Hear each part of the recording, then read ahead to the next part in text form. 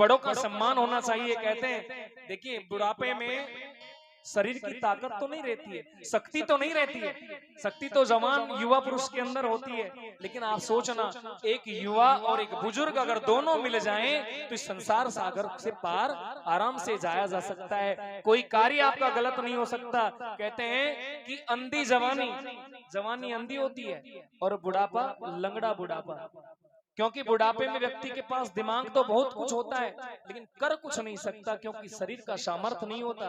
और जवानी में कर सब कुछ सकता है लेकिन इतना दिमाग उसके अंदर होता नहीं। अगर बुजुर्ग से पूछ लिया जाए और अपने शरीर से उस कार्य को कर लिया जाए, अपने बल से कर लिया जाए तो सफलता अवश्य मिलती है। एक जंगल में आग लग गई, दो व्यक्ति फंस गए। एक व्यक्ति था अंधा, अब अंधा तो उधर ही भागे जिधर आग लग रही। दूसरा था लंगड़ा, आग उसको दिखाई दे रही है लेकिन भाग नहीं सकता। दोनों उस अग्नि के अंदर फंस गए। लेकिन लंगड़े ने जब अंधे को देखा तो कहा कि भाई इस आग से अगर हमें बचना है तो हम दोनों को साथ मिलना पड़ेगा। बोले तुम मुझे अपने कंधे पर बिठाओ, रास्ता मैं तुम्हें दिखाता हूं, आप भी आग से बच जाओगे और मैं भी आग से बच जाऊंगा। और महाराज यही हुआ, दोनों अग्नि से बच गए। कहने का मतलब यही है कि अंधी जवानी और लंगड़ा बुढ़ापा, अगर बुजुर्गों से आपने पूछ लिया, कोई भी कार्य पूछ कर किया तो सफलता अवश्य मिलेगी। घर में कोई भी बड़ा अनुष्ठान करें, कोई विवाह शादी करें, भले ही हमको पूरा ज्ञान है लेकिन बुजुर्गों का सम्मान अवश्य होना चाहिए। सम्मान, बात तो सम्मान की है, करें चाहे मन से। क्योंकि मैंने कहीं प्रसंग में सुना था, कोई एक जगह कहीं बारात जा रही थी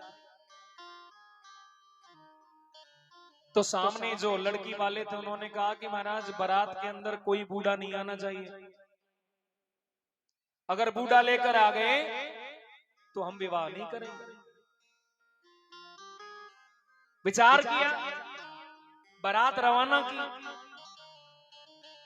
दूल्हे के नाना जी थे, उन्होंने कहा भैया मुझे ऐसी जगह छुपा के ले चलो।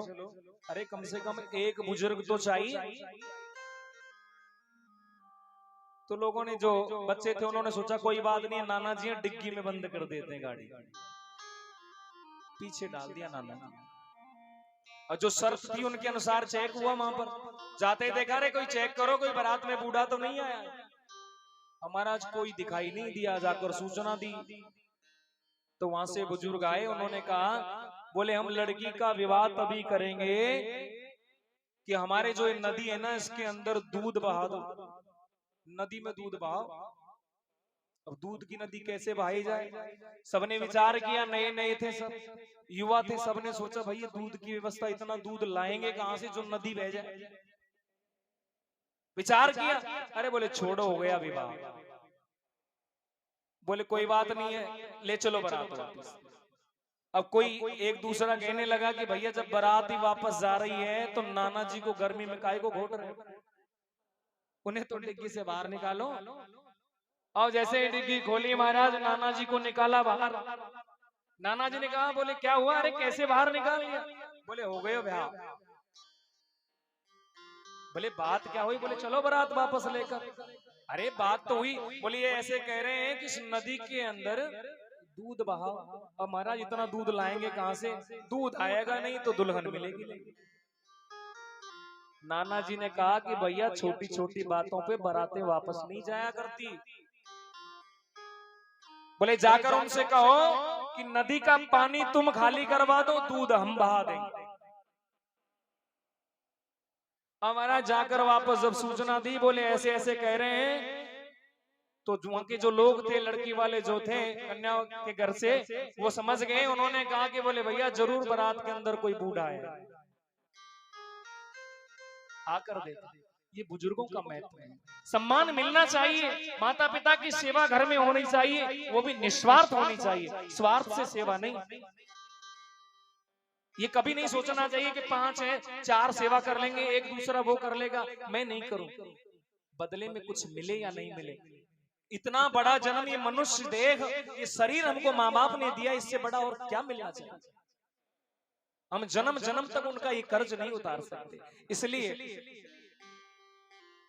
नारद जी महाराज कहते हैं कि तरुणी प्रभुता के घर में नई बहू की चलती है, शाल को बुद्धिदायक है, और घर में जब काम पड़ता है तो किसको बुलाया जाता है, ससुराल से साले को बुलाया जाता है। कहते हैं कि दीवार बिगाड़े आरो और घरे बिगाड़े सारो। और देखिए मैं तो नहीं कह रहा है, तो शास्त्रों में आपने भी प्रमाण सुना है, महाभारत में शकुनी की चली तो इतना बड़ा महाभारत हो गया, पांडव और कौरव अपनी भांजों को करवा दिया चौपट।